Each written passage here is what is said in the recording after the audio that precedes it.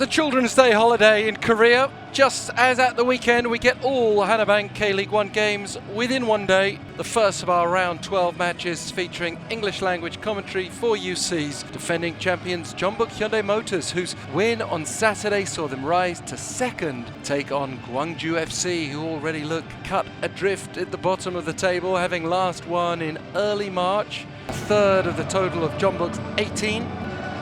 And after winning 2-0 at Jeju on Saturday, very respectable result, Jeonbuk keep their team largely intact, but Kim Ha-jun comes in at left back, and Kim Seung-sub is also recalled on the left wing, with Cheo-jin and Lee Seung-woo dropping to the bench. No particularly outstanding goal scorer in the opening 11 rounds. Lee Dong-jun leading the way with 3 goals. He scored against Gwangju in the cup final last season, and will be hoping to repeat that feat today. And over to Gwangju then. Just 4 changes, even after letting in 5 at home to Daejeon last time out. Goalkeeper Kim Kyung-min's once again out, as are Ha Sung-un, Kwon Sung-yoon and Ju Se-jong. In comes No Hee-dong in goal, Kim Jin-ho at the back, Kim Yong-hyuk in midfield, and perhaps most importantly, the man who scored that equaliser in the cup final defeat to Jeonbuk last season, and maybe their prime goal threat in the absence of the likes of Shin Chang-moo, Holmbert Arun Fridtjonsson.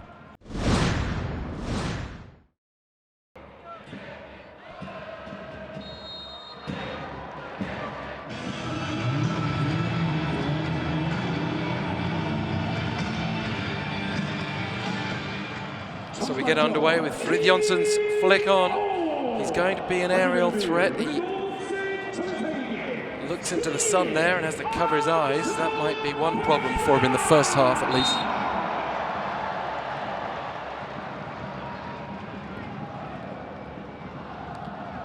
Jeonbuk in the luminous green. Gwangju travelling outside of their normal yellow into white. Scored a couple of goals. Moon Min-seo from midfield, who wasn't able to pick up the ball there. Then went on to lose heavily as Park Jong-in is booked.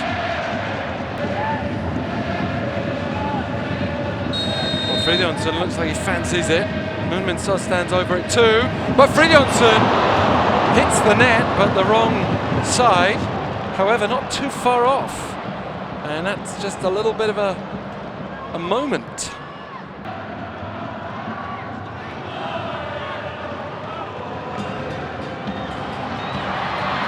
Mota with a header on target. A little comfortable for the keeper, but a warning for Gwangju. If you're losing games 5-0, you're probably not going to be completely optimistic about a playoff, but it's better than automatic relegation. And for the fans, maybe a little bit of hope. Jung Ji-hoon applying the pressure. Song Bum-gun with a smile on his face after heading it away. Gwangju making Jeonbuk look a little ordinary at times here. And that should and could have been an opener. Park Jong-in. And Lee Dong-jun is brought down. Referee not interested. Will VAR have something to say about it? He is a player who has a habit of being fouled in the box or going down easily in the box, depending on your viewpoint.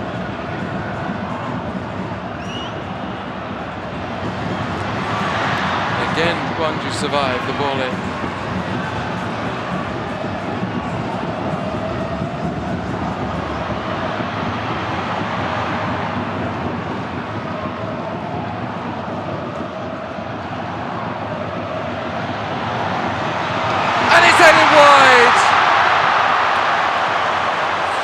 Kim Young-bin could have extended his tally there, but couldn't find the target. And suddenly, a go from suggested Jeonbuk had not shown enough in attack yet to now some serious questions being asked of Gwangju's defence, and that was An interesting one. The referee had a very good view of it.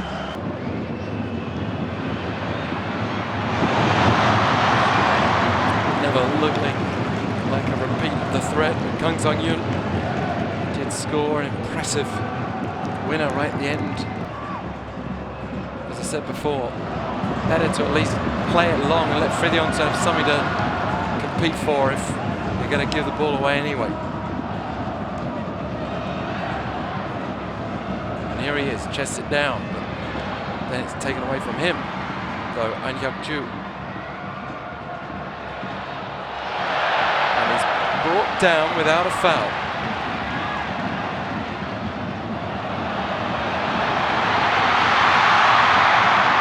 Still alive. Lee Dong-jun couldn't pick up the rebound. It was Kang Sang-yoon whose effort challenged the keeper. Kim Jin-kyu. Mota. Back to Kim Jin-kyu. Kim Sung-sub has it back. This is more threatening looking for Jeonbuk. Jo Ri-jae. Kang Sang-yoon likes to shoot. He will cross though.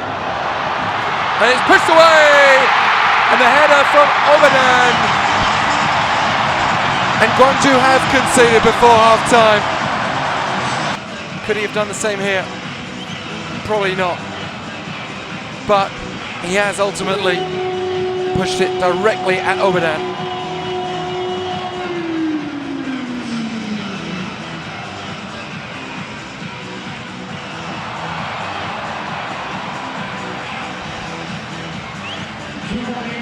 Maybe he can't steer it behind, but he's got to steer it somewhere other than straight back into the danger zone.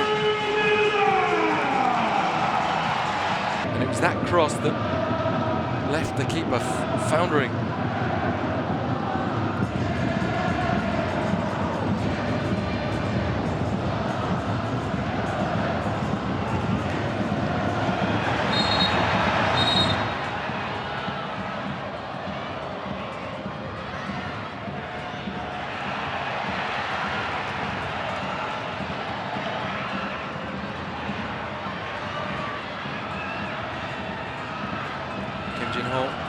Open the game with a foul, and there is the whistle. So Jeonbuk not at their most convincing. This season hasn't been the most convincing for them, but they've come through the test of facing a team with very little to lose, and they have the lead at half-time. Won't be entirely happy with the way things went in the first half, and they've made changes accordingly. Ha Sung-un, Ju Se-jong.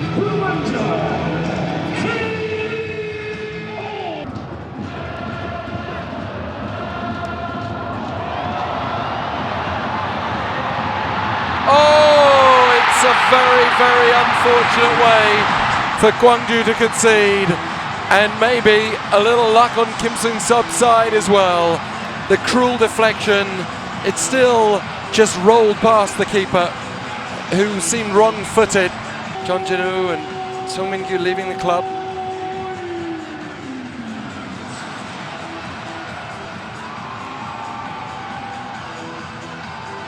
Off the back of the heels of Gong Bae-hyun.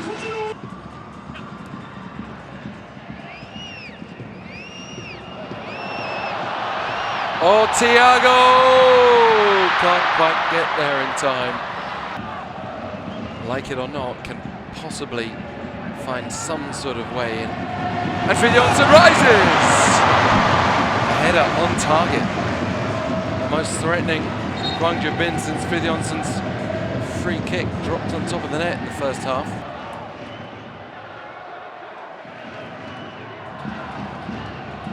And Hyuk-ju for Gwangju. Ha Sung-un.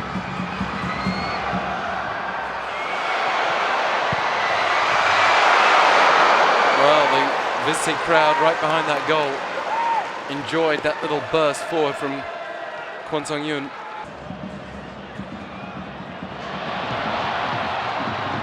And Obadan in an advanced position. It's volleyed back across. Thiago with a header. And It wouldn't have counted anyway, but two big chances it feels like for Thiago that he wasn't able to score.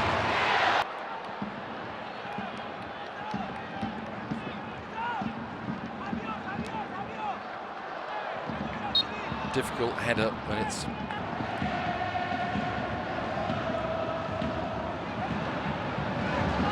arcing cross. Has left the Jeonbuk man down.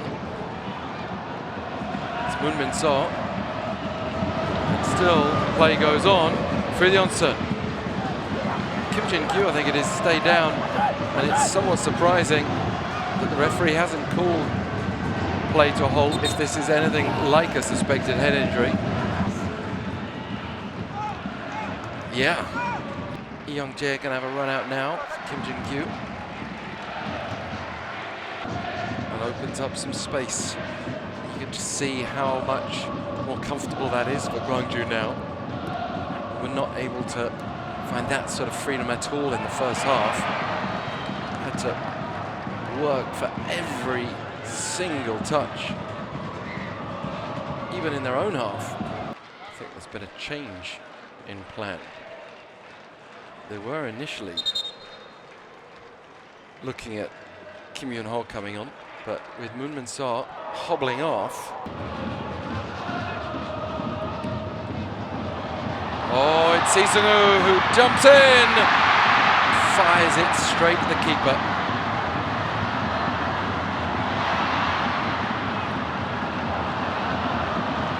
Determined clearance work from Kim Jin-ho initially.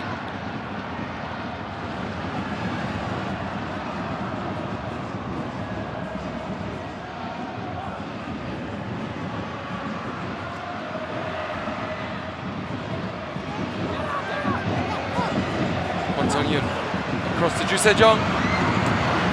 He's fired it wide. He thinks there should be a corner for a deflection.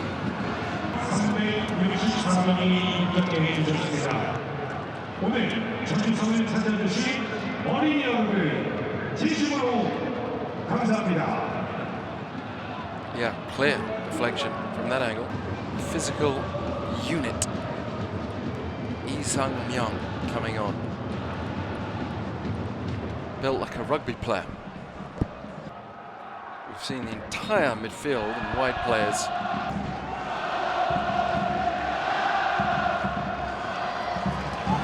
Freedyonsen clattered. Just for a second you wondered there, is the referee about to point at the spot? And on the replay, not much of a complaint. No changes left from the bench.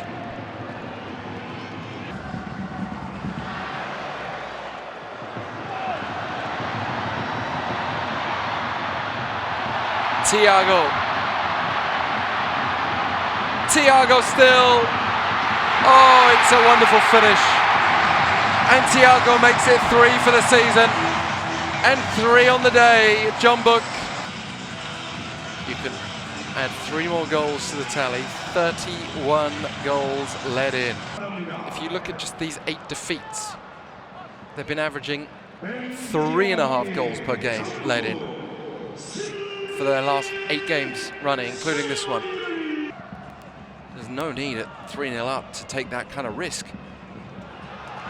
Freedyonsen. And he's cramping up again as well.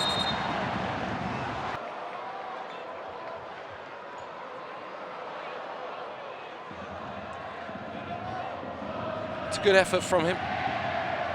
Full stretch.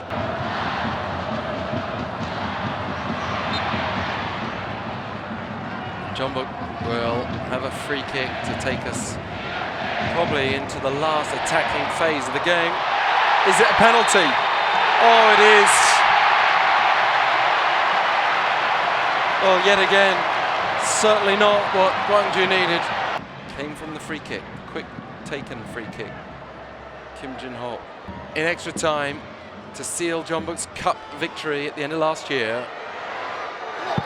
And he puts it away. Gwangju keeper No Hee-dong complaining about the run-up and the encroachment. and a sign of spirit maybe that he doesn't want to have seen to be conceding again.